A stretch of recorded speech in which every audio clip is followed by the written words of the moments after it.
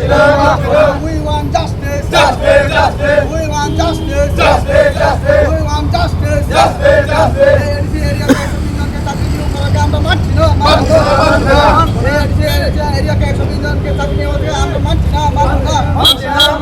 প্রতিবাদী কলমে দেখেছি নাকি এডিসি এরিয়াতে লুটপাট করে একটা 120 জনকে চাকরি নেওয়া হয়েছে। তা দেখে আমরা অবাক হয়ে গেছি। এডিসি এরিয়ার মধ্যে যদি লুকিয়ে যদি এইসব করা হয়, এটা তো আমরা কোনো যুব সমাজের মধ্যে মেনে নিতে পারবো না। এডিসি এরিয়াতে পুনরায় এই নোটিফিকেশন নিয়ে এই চাকরিগুলো নেওয়া হবে নিয়ে চাকরিগুলোকে আবার নিতে হবে। আমরা এই 120 জনকে চাকরি নিয়েছে যে আমরা মানছি না। We want justice. Justice, justice. We want justice. Justice. প্রতিবাদী কলমে দেখেছি নাকি এডিসি এরিয়াতে লুটপাট করে একটা 120 জনকে চাকরি নেওয়া হয়েছে।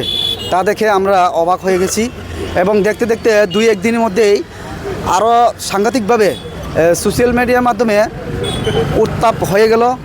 ভাই বন্ধুরা জনজাতি এরিয়ার মাধ্যমে এরিয়াতে অনেক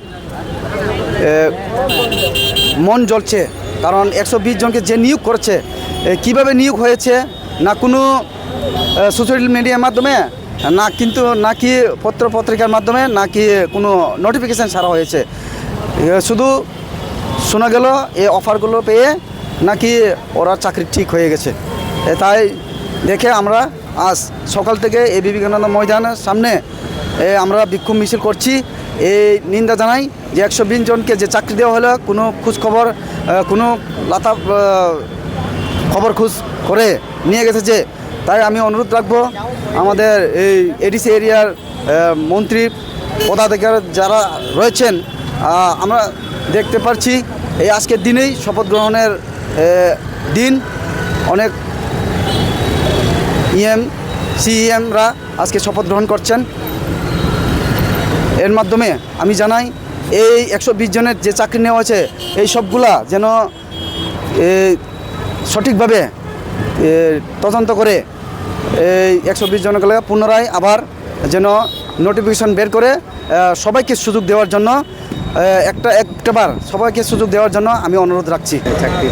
এই চাকরিটির ভিতরে আমরা সবাই মূলত চাই যে সঠিকভাবে নোটিফিকেশান বের করে এই 120 জন না 1000 জন হোক, আমরা আমার জনজাতি ভাই বোনেদের একটা সুযোগ দিতে হবে যে চাকরি পাক না পাক এটা কোনো প্রশ্নে নাই।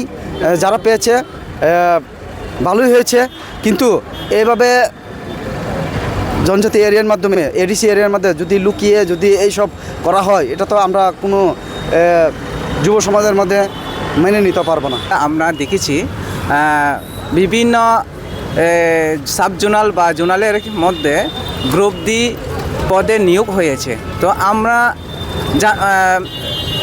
টিটিএডিসি গভর্নমেন্ট সরকারকে আমরা জানাতে চাই কিভাবে পরীক্ষা ছাড়া, কিভাবে বিজ্ঞাপন ছাড়া, কিভাবে কোনো বিজ্ঞপ্তি ছাড়া কিভাবে এডিসি প্রশাসন কিভাবে নিয়োগ মানে জোনালের বা সাব জোনালের কীভাবে বিভিন্ন দপ্তরে কিভাবে লোক নিয়োগ করার প্রচেষ্টা চালাচ্ছে।